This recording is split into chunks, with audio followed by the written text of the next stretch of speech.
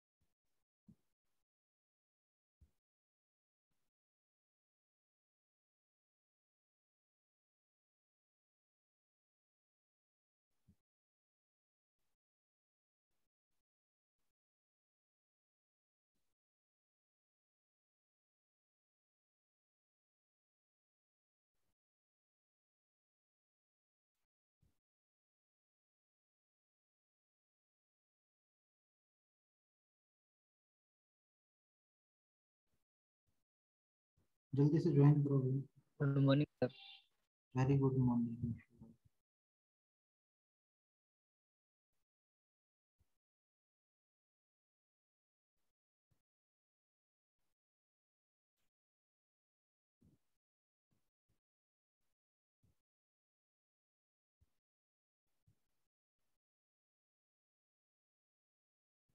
अभी करेंगे वैसे, 1 मिनट में क्लास स्टार्ट करेंगे, तब तक 1-2 बच्चे और आ जाएं, उसके बाद करते हैं।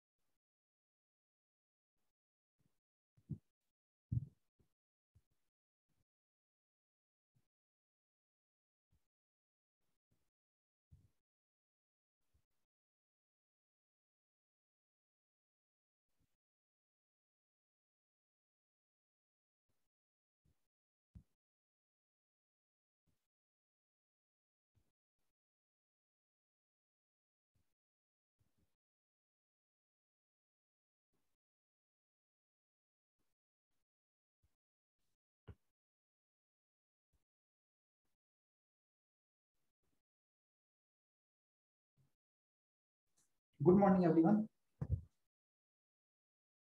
चलिए क्लास स्टार्ट करते हैं बच्चे। अपन कर रहे हैं सेकंड चैप्टर कर रहे हैं फिजिक्स में। ठीक है, फर्स्ट यूनिट का सेकंड चैप्टर अपना चल रहा है। फर्स्ट चैप्टर हमने फिनिश कर लिया था। ठीक है, फर्स्ट चैप्टर हमने फिनिश कर लिया था, सेकंड चैप्टर चल रहे हैं। सेकंड चैप्टर का सेकंड लेक्चर है आज। ठीक है, फर्स्ट लेक्चर में ऑलरेडी ले चुका हूँ। कल की क्लास में कुछ पीडीएफ वगैरह मैंने प्रोवाइड की थी, कुछ नोट्स भेजे थे। आई होप आपने उन सभी नोट्स को अपने नोटबुक में अच्छे से लिख लिया होगा। ठीक है, जैसे ये लेसन फिनिश होता है, एक छोटा सा टेस्ट रखेंगे इस लेसन का, जो कि एमसीक्यू फॉर्म में होगा, गूगल फॉर्म की तरह आपको सेंड किया जाएगा। तो गूगल फॉर्म की तरह आपको 4 ऑप्शंस मिलेंगे, उनमें से एक को टिक करना होगा। ठीक है, एमसीक्यू का टेस्ट होगा, जिसमें अप्रोक्सीमेट 20 क्वेश्चन डाले जाएंगे, 20 मार्क्स का होगा।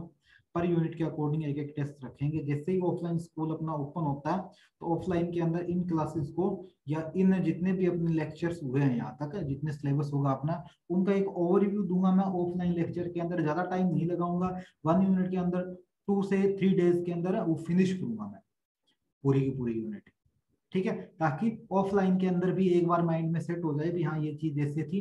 बाकी आपके पास क्लासेस का बैकअप पड़ा रहेगा, आप क्लासेस के बैकअप से देख ही सकते हो सारी क्लासेस को जब चाहे। जब तक आप 11th में हो, 1 ईयर तक मैं बैकअप रखता हूँ सभी का। लास्ट ईयर की जितनी भी क्लासेस थी, उनको मैंने अभी मार्च के अंदर वहां से अनलिस्टेड किया था। और जैसे आज की आपकी क्लासेस है वो 1 साल तक रहेगी, 1 साल बाद मैं उनको वहां से हटा दूंगा। ठीक है, तो क्लासेस शुरू करते हैं। Measurement of a large distance. अब तक हमने कल का जो टॉपिक था अपना, कल के टॉपिक में मैंने किया था मेजरमेंट ऑफ लेंथ। लेंथ को मेजर करने के लिए स्टैंडर्ड यूनिट बताई गई उस समय में मीटर। ठीक है, मीटर को हमने एक स्टैंडर्ड यूनिट माना गया था। किलोमीटर में भी कई बार यूज करते हैं, लेकिन मिलीमीटर सेंटीमीटर इनमें इतना ज्यादा हम यूज नहीं करते। ठीक है। तो अब जो मेजरमेंट करने के जो यूनिट थी वो एक लार्ज यूनिट के अकॉर्डिंग बताई गई। ये लार्ज यूनिट कितनी होगी? लार्ज यूनिट कैसे निकालोगे? मान लो अर्थ है,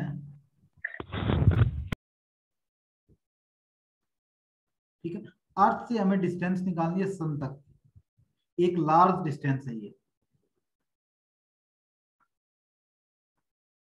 लार्ज डिस्टेंस निकालने के अलग अलग मेथड बताए गए हैं, एक नहीं है, बहुत से मेथड है। जैसे पैरेलैक्स मेथड वो भी है, ठीक है, लाइट ईयर के केस में भी निकाला जाता है। तो ये सारे अलग अलग मेथड थे। कुछ मेथड यहाँ मैं डिस्कस करूंगा जो आपको रिलेवेंट टू सिलेबस मिलेगा, ठीक है।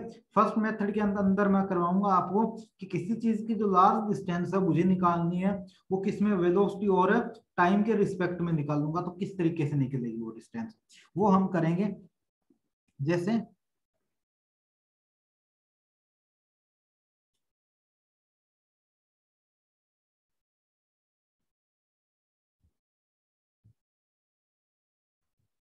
अर्थ से मुझे निकालनी है मून तक की, मून तक की मुझे ये डिस्टेंस कवर करनी है पूरी की पूरी, ठीक है। मैं डिस्टेंस कवर करूंगा, 2 टाइम्स में कवर की जाती है, एक बार तो जाने की और एक बार आने की डिस्टेंस 2 टाइम्स में कवर की जाती है। क्लियर है? ठीक है, बेसिकली निकाल सकते हैं, एक में भी इसको भी एक्स लिया जाता है, same as it is x ही होगी, ठीक है। तो इसको जब निकालने का, तो इसमें टाइम की बात करूं मैं, दोनों के टाइम में मतलब जानने और आने में टोटल टाइम लगा अपना टी, दोनों के अंदर जो टाइम लगा अपना वो क्या लगा, टी लगा, ठीक है। Let x be the, let x be the distance of an object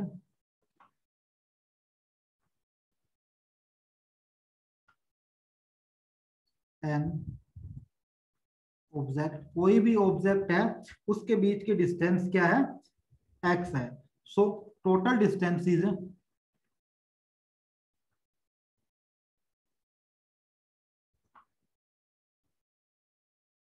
so total distance is, total distance अपनी कितनी होगी उसके अंदर, एक बार वो एक्स गया, एक बार वो एक्स आया है, तो क्या होगी, एक्स प्लस एक्स होगी, मतलब 2x होगी। ये मेथड है आपकी बुक के अंदर, एज इट इज दिया हुआ एनसीईआरटी की बुक के अंदर। शायद मैंने सेकंड चैप्टर आपके पास भेजा नहीं है, तो मैं भेज दूंगा सेकंड चैप्टर आपके पास, कोई दिक्कत नहीं होगी। सेकंड चैप्टर आपको एज इट इज मिल जाएगा, ठीक है। If v is the, if v is the speed of given object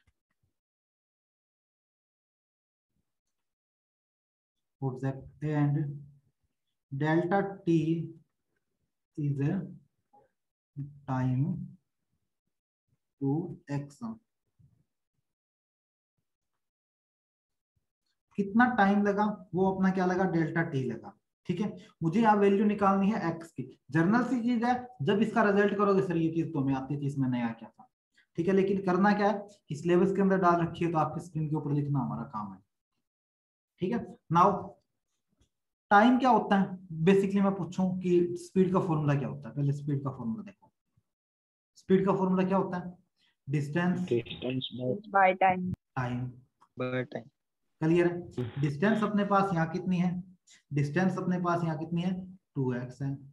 time अपने 2x, पास delta t is equal to, अपने पास है स्पीड कितनी है, स्पीड को मैंने यहाँ पर लिख दिया v, क्योंकि v को मैंने यहाँ पर स्पीड लेके चला, ठीक है। मुझे निकालनी है यहाँ पर x की डिस्टेंस, x की डिस्टेंस निकाल दूंगा, x की डिस्टेंस निकालनी है मुझे, यहाँ निकाल देता हूँ x की डिस्टेंस, नेक्स्ट टॉपिक लिख सकता हूँ, ठीक है। x की डिस्टेंस मैं यहाँ निकालूं तो क्या आएगा, 2x is equal to v into delta t, तो x is equal to v delta t upon में 2। ये मेथड है कि किसी भी के बीच की डिस्टेंस निकालनी हो प्लेनेट की, तो हम इस तरीके से निकाल लेंगे कि उसको एक बार वो जानने में लगा और एक बार उसमें आने में जितना टाइम लगा, वो दोनों टाइम हमारा में काउंट किया जाता है जब हमें किसी की लार्ज डिस्टेंस निकालनी हो।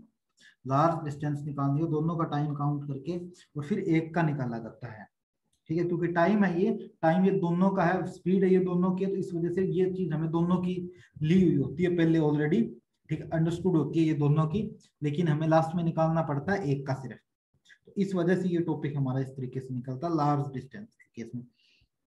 ठीक है, लार्ज डिस्टेंस के केस में एक एंगल लिया जाता है, एक अदर मेथड लिया जाता है। वो कौन सा मेथड होता है? पैरेलैक्स मेथड बोला जाता है। उस पैरेलैक्स मेथड का काफी ज्यादा एग्जाम में इंपॉर्टेंट रोल दिया होता है कि पैरेलैक्स मेथड है क्या। ठीक है, तो वो हम करेंगे अब पैरेलैक्स मेथड के अंदर, क्योंकि इंपॉर्टेंट टॉपिक है तो करना बनता है भाई। वो इतना ज्यादा इंपॉर्टेंट है एग्जाम को रेलेवेंट कि आप सोच भी नहीं सकते, एग्जाम में वो 100% मिलता ही मिलता टॉपिक है। इस यूनिट में कोई टॉपिक मिलता है तो या तो पैरेलैक्स मेथड मिलेगा या फिर एरर मिलेंगे।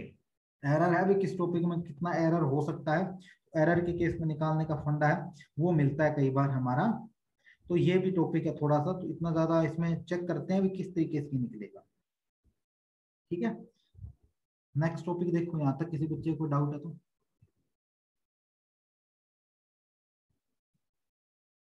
हाँ दक्ष बोलो, कोई दिक्कत नहीं है, अभी बता दो कि कमेंट्स आपके हैं वो सीन हो रहे हैं मेरे पास। कॉल तो आपकी इवनिंग में ही अटेंड होगी, बिकॉज इसके जस्ट बाद मेरी आगे क्लास है, अनअकैडमी पे क्लास शुरू हो जाती है मेरी। जैसे आप पोस्टर वगैरह देख ही रहे हो कि अनअकैडमी के अंदर मेरी क्लासेस होती है, मैं अनअकैडमी भी टीच करता हूँ साथ में। इसके जस्ट बाद मैं अनअकैडमी क्लासेस शेड्यूल सेट होता है मेरा 11:30 से। आप मेरे पास अपना मैसेज छोड़ दो, ठीक है, मैं कॉल कर दूंगा मेरे नंबर पे। ओके,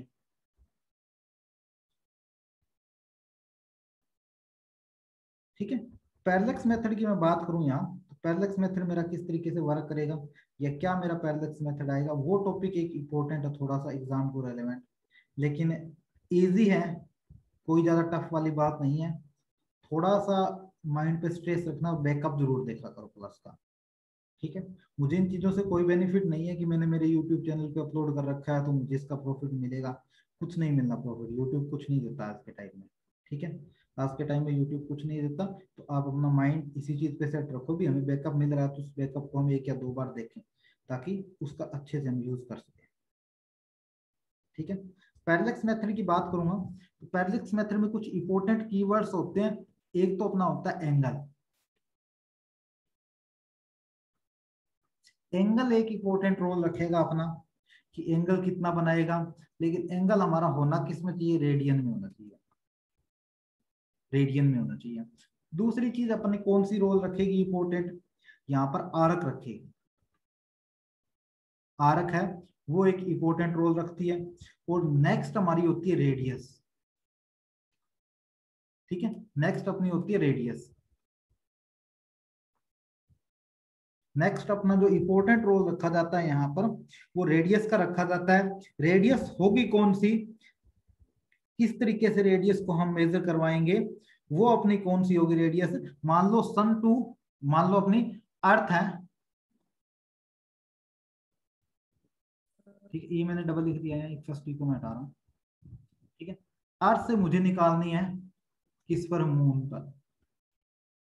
ठीक है, तो मून की आएगी यहाँ रेडियस। अगर इस डायरेक्शन में निकाल रहा हूं मून की आई, या इस डायरेक्शन में मैं निकाल रहा हूं तो मेरी कौन सी आएगी? अर्थ की रेडियस आएगी। ये चीज तो अंडरस्टूड है, रेडियस तो हमें पता ही होता है, अर्थ की रेडियस कितनी है, सन की रेडियस कितनी है, मून की रेडियस कितनी है। ठीक है, तो ये चीज हमें पता है इन चीजों के बारे में। क्लियर है? तो रिजल्ट क्या निकलता है इसमें, जो पैरेलैक्स मेथड बोला जाता है कि मान लो यहाँ पर किसी कोई पॉइंट स्पेसिफिक है, देन ये हमारा यहाँ पर कितना होगा, एक एंगल बनाता है थीटा। थीटा यहाँ पर कोई एक पर्टिकुलर गिवन एंगल बनता है, और this is a radius. Radius को मैं लिखूं आर से, रेडियस है मेरी। ठीक है, और ये मेरी किसकी है? मून की। मान लो मून के केस में निकाल रहा हूं मैं, तो मून की क्या, ये इतनी आरक है। ठीक है, मून की आरक है टोटल। ठीक है, तो इसमें क्या आएगा? Theta is equal to arc upon में रेडियस। थीटा अपॉन में arc, theta is equal to arc upon में रेडियस, ये चीज हमारी ली जाती है। लेकिन पैरेलैक्स मेथड इतना ज्यादा सुइटेबल माना जाता है। देखो पैरेलैक्स मेथड का कुछ एक इंपॉर्टेंट पॉइंट लिख लो, ये इंपॉर्टेंट पॉइंट हरदम एग्जाम में आता है। parallax method is suitable measuring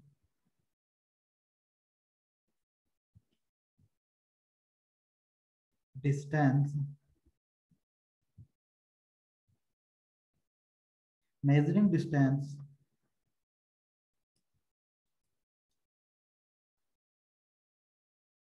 less than 100 light years only।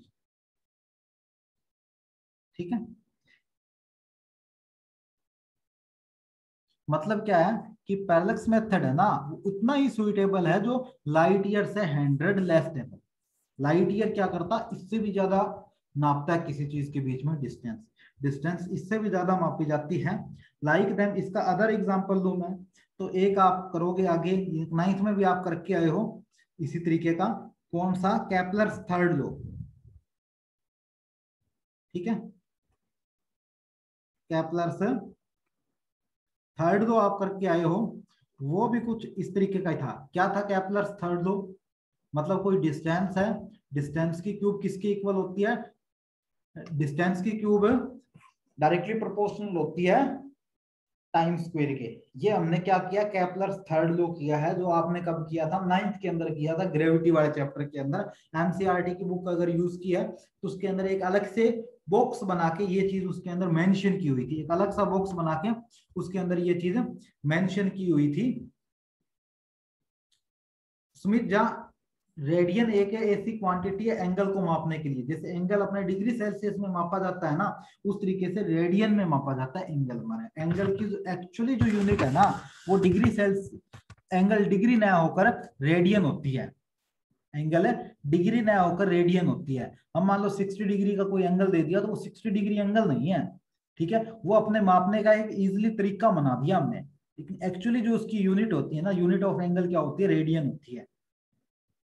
ठीक है, वो निकालने का जो मेथड होगा, आप ट्रिग्नोमेट्री करोगे, इसमें जो थर्ड चैप्टर है मैथमेटिक्स का, उसके अंदर वो चीज करोगे ना, वहां एज इट इज आपको करवा दी जाएगी, और जो बायो वाले स्टूडेंट है उनको अलग से करवा दिया जाएगा वो चीज। ठीक है, यहाँ बस इतना ही ध्यान रखना कि एंगल है वो थीटा डिग्री में न होकर रेडियन में होगा। ठीक है, और दक्ष आप ना ये अपने कॉन्टेक्ट नंबर यहाँ मेंशन मत करो, आप मेरे फोन के ऊपर आपको जो ग्रुप मिला है उस ग्रुप के अंदर आपका ऐड होगा। ठीक है, नहीं ऐड तो क्या करेंगे फिर इस चीज का, चलो मैं मेरे नंबर ड्रॉप कर दूंगा आपको। ठीक है, अब वहां पे इवनिंग में कॉल कर लेना 6 o'clock के बाद कभी भी।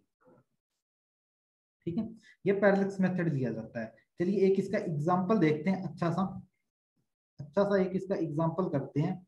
इस एग्जांपल से आपको एज इट इज क्लियर हो जाएगा कि चीज क्या है। ठीक है, एक अच्छा सा एग्जांपल करते हैं।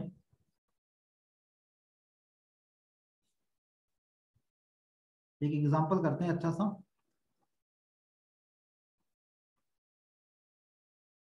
इस नंबर पर कॉल करते हैं।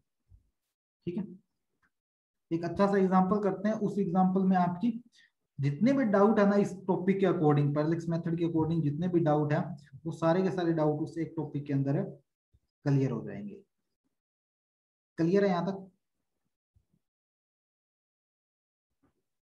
Yes, sir. ओके, सर हाँ बोलो, इस लाइन का मतलब बताना सर। कौन सी लाइन का बताओगे? लाइन एक लिखी है मैंने तो यहाँ, less than light year. Light year एक यूनिट है मेजरिंग करने की, बहुत ज्यादा बड़ी यूनिट होती है लाइट ईयर। ठीक है, लाइट ईयर का टॉपिक मैंने डाल रखा है, स्पेशली शो करवाऊँ क्या आपकी स्क्रीन के ऊपर, लाइट ईयर का मैंने टॉपिक डाल रखा है, ये लाइट ईयर की स्पेशली पीडीएफ डाल रखी है, वो चीज पीपीटी डाल रखी है, मेरी टॉपिक आएगी इसकी डेफिनेशन आगे। ठीक है, तो आप टेंशन मत, तो उस चीज का जितना मैंने करवाया ना आपको बेस्ट ही करवाऊंगा मैं, इसमें कोई दिक्कत नहीं आएगी आपकी कभी भी। आप सोच भी नहीं सकते फिजिक्स इतनी इजी भी हो सकती है, इस तरीके से हो भी सकती है ये। ठीक है, देखो बढ़ते हैं आगे। The sun's angular diameter is measured to 1920।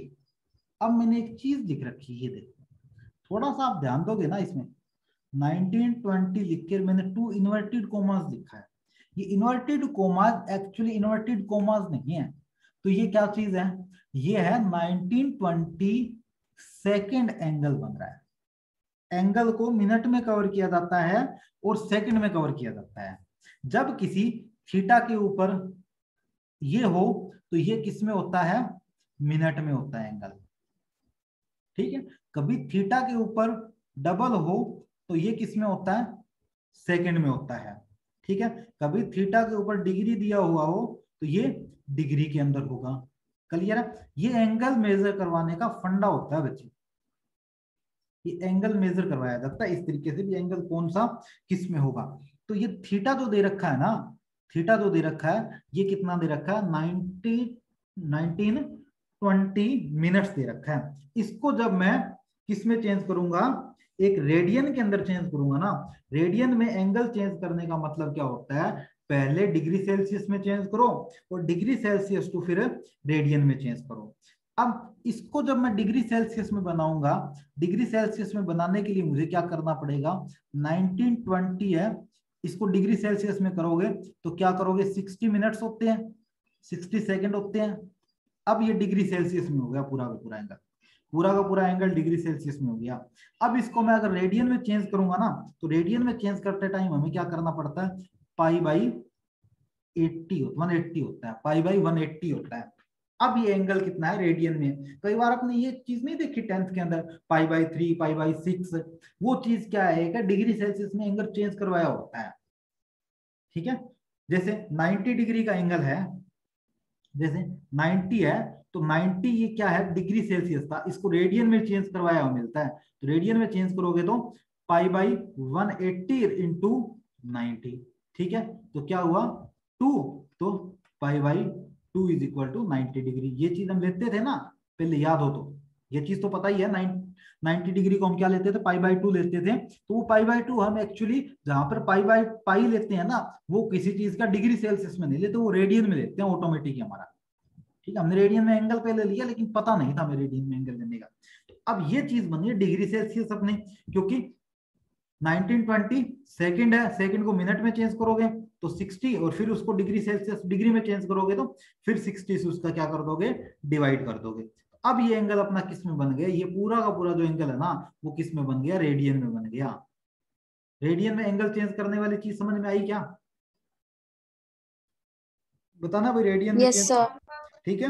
इस तरीके से हम क्या करेंगे, रेडियन में चेंज किया जाता है, ठीक है। इसको कैंसिल आउट करके इसको सोल्व करोगे, देखो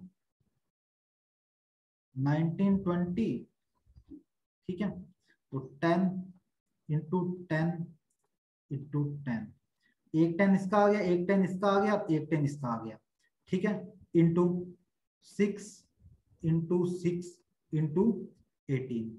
क्लियर है। तो ऊपर क्या चल रहा है अपना, पाई चल रहा है, ऊपर तो अपना कितना चल रहा है, पाई चल रहा है। पाई की वैल्यू कितनी होती है, पाई की वैल्यू कितनी होती है, पाई इज इक्वल टू अपना होता है 22/7। 3.14। ये 22/7 वाला मेथड नहीं होता कभी भी, वो एक है सिर्फ और सिर्फ ट्रिक लगाने के लिए यूज किया जाता है। पाई की एक्चुअल वैल्यू ये होती है, आगे से कभी पाई की वैल्यू वो यूज मत करने, आपको पागल ही बताएंगे लोग, ठीक है। ध्यान करना आप इस चीज का, पाई की value scientific value proved value यही है 3.14, ठीक है। 22/7 तो हम इजिली यूज कर लेते हैं ताकि अपने क्वेश्चन है वो इजिली सोल्व हो जाए। इस पाई की जगह हम क्या पुट कर देंगे 3.14, ठीक है। इस पूरे फंडे को आप सोल्व करना अपनी नोटबुक के अंदर, आपको एक वैल्यू मिलेगी लास्ट में, क्या वैल्यू मिलेगी 9.3 into 10 to raise to power -3। -3 तो यहाँ से आई है, और बाकी इसको सोल्व करोगे सारी चीज को तो 9.3 आ जाएगा, ठीक है। ये चीज आप सोल्व कर लेना, आई होप आप सोल्व कर सकते हो इस चीज को, कोई दिक्कत नहीं आएगी इसमें, ठीक है। ये वैल्यू किस में आई है, रेडियन में, क्योंकि मैं इसको सोल्व करने बैठूं कम से कम 20 मिनट लग जानी है अपने, ठीक है। आप इसको इजीली सोल्व कर लेना अपने अकॉर्डिंग, ठीक है। आगे बढ़ो, क्या दिया हुआ है, distance d is the sun from to earth, कितनी दी है, d कितनी दे रखी है हमें 1.496 into 10 to raise to power 11, ये पावर है इसकी 11, ठीक है। ये पावर है इसकी 11, क्योंकि पीपीटी के अंदर पावर कभी मेंशन नहीं की जाती, ठीक है। तो ये चीज हमारे पास d इतना दे रखा है। डी हमारे पास इतना दे रखा है। फॉर्मूला क्या है पैरेलैक्स मेथड का? पैरेलैक्स मेथड का फॉर्मूला क्या था? फॉर्मूला होता है R theta cube is arc arc upon में रेडियस, वेयर आरक को मैं ए से लिखा जाता है, स्मॉल ए से, इसको यहां लिख रहा हूं, अपॉन में रेडियस को डी से लिखा जाता है हमेशा ही, ठीक है, जब इस फॉर्मूले की बात करूं मैं, ठीक है। ये फॉर्मूला होता है साइंटिफिक प्रूव्ड वैल्यू, ठीक है। इस चीज को आप ध्यान रखोगे। ये सारी की सारी वैल्यू हमें आगे गिवन है इस न्यूमेरिकल के अंदर। न्यूमेरिकल के अंदर डी की वैल्यू दे रखी है, ठीक है। थीटा अपने पास आ ही चुका है, निकालने क्या है हमें वहां पर, एक आर्क निकालनी है। तो आर्क तो आप निकाल ही सकते हो, आर्क तो आप निकाल ही सकते हो, कोई दिक्कत ही नहीं है। क्या फॉर्मूला आएगा? Theta is equal to A upon में डी। क्लियर है? ये इस साइड चला जाएगा, क्या आएगा? Theta into D is equal to A. ये मेरे पास वैल्यू थीटा की है, ये मेरे पास वैल्यू किसकी है? डी की है। तो ये आप वैल्यू निकाल लोगे, इसकी वैल्यू मुझे बताओगे कल के लेक्चर के अंदर, ठीक है। ये वैल्यू आप मुझे कल के लेक्चर के अंदर बता दोगे। न्यूमेरिकल इस तरीके के होंगे बच्चे, कोई ज्यादा टफ वाली बात नहीं है। यहाँ तक क्लियर है? yes sir. Okay. Yes sir. Yes sir. दक्ष आपका नंबर ऐड नहीं है ना, तो आप सर या किसी और मैम को बोल देना कि आपका नंबर ग्रुप के अंदर ऐड कर दिया जाए। अदरवाइज लिंक प्रोवाइड होगा, हर बार लिंक हो सकता है चेंज भी हो जाए, ठीक है। तो आप क्लास लेने में प्रॉब्लम हो जाएगी आपके, इस वजह से आप अपना नंबर वगैरह ऐड करवा देना ग्रुप के अंदर, ठीक है। Estimations of very small distance. क्या कभी आपने वेरी स्मॉल डिस्टेंस को मेजर किया है? बहुत छोटी सी बिल्कुल बच्चों से डिस्टेंस है, उसको मेजर किया है क्या कभी? सोचा है कभी आपने भी इतनी छोटे डिस्टेंस भी हमें मेजर करनी पड़ सकती है?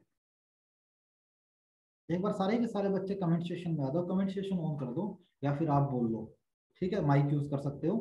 क्या आपने कभी छोटी डिस्टेंस मेजर की है क्या आज तक?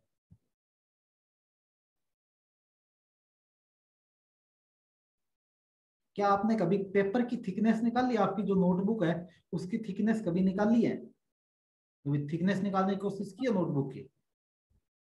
नहीं की कभी भी। आप 11th में हो, ठीक है। अब जैसे स्कूल रीओपन होंगे तो आपको साइंस इसकी फिजिक्स की एक प्रैक्टिकल प्रोवाइड करवाई जाती है। उस प्रैक्टिकल के अंदर आपको पेपर की थिकनेस भी निकालनी पड़ेगी। आपकी जो नोटबुक है ना, उस नोटबुक की थिकनेस भी आपको निकालनी पड़ेगी। वो क्या होती है? एक वेरी स्मॉल डिस्टेंस होती है, ठीक है, बहुत ज्यादा छोटी डिस्टेंस होती है। उस डिस्टेंस को निकालने के लिए हम ज्यादातर यूज करते हैं, आपने देखा होगा, माइंड में भी आपके स्ट्राइक किया होगा, किस चीज का यूज करना चाहिए? माइक्रोस्कोप का, ठीक है। माइक्रोस्कोप का यूज आपको करना चाहिए, ठीक है। लेकिन माइक्रोस्कोप की जगह भी हमने अलग चीजें यूज की है कई बार, ठीक है। माइक्रोस्कोप की जगह कुछ मेथड और है, वो भी हम यूज करेंगे वहां पर, जो क्या निकालेगी? वेरी स्मॉल डिस्टेंस निकालेगी, ठीक है।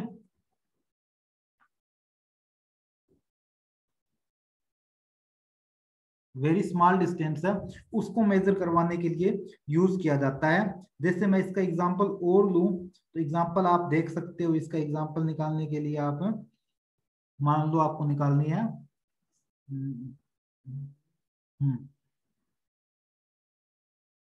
ये देख लो, चार्ज निकाल लो किसी चीज के ऊपर, चार्ज ऑफ इलेक्ट्रॉन्स। बहुत छोटी सी वैल्यू निकालनी होगी, वेरी स्मॉल, कोई भी क्वांटिटी ले सकते हो इसके जगह, ठीक है। क्वांटिटी मेजर करवाओगे, चार्ज ऑफ इलेक्ट्रॉन्स, बहुत छोटा सा चार्ज होता है, 1.6 into 10 to raise to power -19। -19 सोच लो कि इसके डिवाइड में 1 के पीछे 19 जीरो है, तो कितनी छोटी वैल्यू होगी? कितनी छोटी वैल्यू है? या radius of hydrogen atom, radius of hydrogen atom निकालनी पड़े तो कितनी छोटी वैल्यू होगी? इस तरीके से छोटी वैल्यू निकालने के लिए हमें ये मेथड या फिर ये अप्लाई किया जाता है, ठीक है। लेकिन छोटी मेथड कभी भी कोई वैल्यू निकालोगे तो उसका ऑर्डर क्या होगा? उसका ऑर्डर क्या लिया जाता है? उसका ऑर्डर हमेशा ही 10 टू पावर में लिया जाता है, 10 टू पावर में लिया जाएगा। इसी वजह से आपने हमेशा देखा होगा कि किसी चीज की जो वैल्यू निकालते हैं उसकी हम 10 टू पावर में चेंज करते हैं, क्योंकि 10 टू पावर को सोल्व करना सबसे ज्यादा इजी होता है। 10 टू पावर को सोल्व करना अपने लिए सबसे ज्यादा इजी होता है। इस वजह से हम क्या करते हैं, 10 टू पावर को लेते हैं वहां पे, ठीक है। इसी वजह से हम वहां पे 10 टू पावर को लेके चलते हैं ताकि वो इजीली सोल्व हो जाता है हमसे, ठीक है। ऑर्डर हमेशा ही माइंड में रखना कि ऑर्डर हमें कौन सा चाहिएगा, ऑर्डर हमें हमेशा ही 10 टू पावर में चाहिएगा, ठीक है। एक मिनट भाई,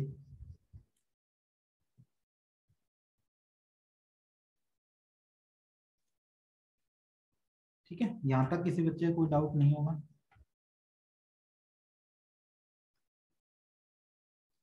आगे देखो एक न्यूमेरिकल होगा दिया हुआ स्लाइड में,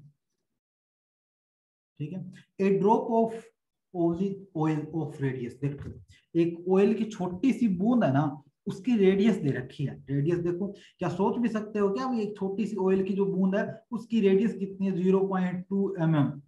mm में भी कितना छोटा सा पार्ट दिया है, mm में भी कितना, वॉइस तो नेटवर्क इशू की वजह से कई बार आ जाती है बच्चे, ठीक है।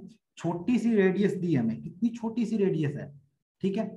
Separate at film on the water, ठीक है। Calculate the mole size of film, mole size निकालना है हमें, वहां पर मोल साइज निकालना है। तो मोल साइज निकालने का फॉर्मूला क्या होगा अपने पास, ये फॉर्मूले ना दिए हुए नहीं है बुक्स वगैरह के अंदर, ये बाय न्यूमेरिकल से निकलते हैं, ठीक है। तो क्या होगा, थिकनेस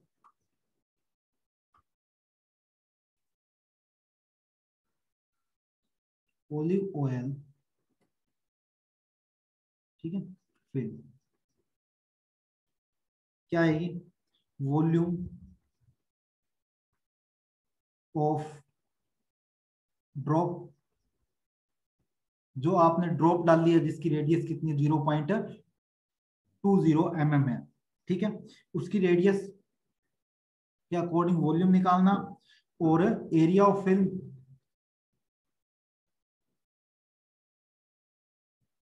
ठीक है, area of A film. Area of film निकालने के लिए हमें क्या यूज करनी पड़ेगी वो चीज देखोगे, ठीक है। एरिया ऑफ फिल्म निकालने के लिए हमारे पास एक चीज दी हुई है, देख रहे हो आप, circular radius of 10 centimetre, rectangular का साइज हमारे पास इतना दे रखा है। तो यहाँ से इस चीज का हम यूज करेंगे, फर्स्ट पार्ट निकालना है तो उसकी रेडियस कितनी दे रखी है, 10 सेंटीमीटर स्क्वायर दे रखी है। तो किसी चीज का कोई सर्कुलर दे रखा है, सर्कुलर का एरिया निकालने का फॉर्मूला क्या होता है, पाई आर स्क्वायर होता है। एरिया निकालने का फॉर्मूला क्या होता है, पाई आर स्क्वायर होता है। चलिए जी, मैंने पाई और आर अपने पास कितना दे रखा है, 10 की स्क्वायर मैंने लिख दी, सेंटीमीटर में दे रखा है, ऊपर तो मेरे पास मिलीमीटर है, इसको भी तो मुझे चेंज करना है, मिलीमीटर को भी दो, मिलीमीटर को चेंज करोगे तो 10 मिलीमीटर में अपने पास होते हैं, ठीक है, 1 सेंटीमीटर, 1 सेंटीमीटर होता है। 1 मिलीमीटर में कितना होता है, 1/10, ठीक है। 0.20 में कितना होगा, इसके साथ 0.20 मल्टीप्लाई करवा दो जी, कोई दिक्कत ही नहीं है। 0.2 सेंटीमीटर, 0.2 सेंटीमीटर आ जाएगा, कोई दिक्कत ही नहीं है इसमें, ठीक है। 0.2 सेंटीमीटर अपने पास यहाँ पर आ जाएगा। 4/3, ठीक है, पाई 0.2 सेंटीमीटर कैसे है, इसमें थोड़ी सी वैल्यू चेंज हो गई, एक बार दोबारा कैलकुलेट करो बच्चे। तो 0.2 सेंटीमीटर सेम इक्वल ही आ चुका है। जस्ट ए मिनट करते हैं, फिर दोबारा करते हैं इसको। देखो 10 मिलीमीटर है, उसका 1 सेंटीमीटर होता है, ठीक है। 1 मिलीमीटर है, उसका कितना होगा, 1/10 सेंटीमीटर, ठीक है। और 0.20 मिलीमीटर है, उसका कितना होगा, 1/10 इंटू 0.20। इसको मैं क्या लिख सकता हूं, इसको मैं ये लिख सकता हूं 10 इंटू 20/100। 0 से 0 कैंसिल आउट होगी, क्या बचा 0.02। तो 0.02 की क्यूब, यही फॉर्मूला होता है अपना निकालने का, यही मेथड होता है, यही मेथड है किसी निकालने का। तो इसका आप आंसर आगे एज इट इज पाई है, तो पाई से पाई आप कैंसिल आउट कर सकते हो, ठीक है। 4/3, ठीक है, 0.02 की क्यूब और अपॉन में 10 की स्क्वायर। सोल्व करोगे आपके पास इसकी एक वैल्यू आ जाएगी, वो वैल्यू आप मेंशन कर देना। फर्स्ट न्यूमेरिकल सोल्व आपका एज इट इज। ठीक है, फर्स्ट न्यूमेरिकल का आप आंसर एज इट इज लिख सकते हो। ठीक है, इसी तरीके से सेकंड है। सेकंड के अंदर हमारे पास रेक्टेंगुलर दिया है। रेक्टेंगुलर का एरिया क्या होता है? लेंथ इनटू ब्रेड्थ होता है। सेकंड निकालोगे, सेकंड का आंसर क्या आएगा? सेकंड के अंदर आंसर आएगा आपका, वॉल्यूम तो ऊपर लिख ही सकते हो, उसका तो सेम ही आएगा वॉल्यूम। ठीक है, नीचे एरिया अलग हो जाएगा, वॉल्यूम क्या आएगा? 4/3 पाई आर क्यूब, और एरिया क्या हो जाएगा? Length into breadth. इसका आप आंसर लिख दोगे। ठीक है बच्चे, आई होप आपको क्लास आज की क्लियर हुई है। ठीक है, किसी बच्चे कोई डाउट नहीं होगा। ठीक है, यहाँ तक कि मैं पीपीटी की फोटो भेज दूंगा आपके पास, कोई दिक्कत नहीं है। मिलेंगे मंडे को क्लास के अंदर। कोई प्रॉब्लम्स हो तो आप मेरे से मंडे को डिस्कस करोगे या फिर मेरे व्हाट्सएप नंबर पे सेंड कर दोगे। Thank you everyone. Thank you sir. Thank you, sir.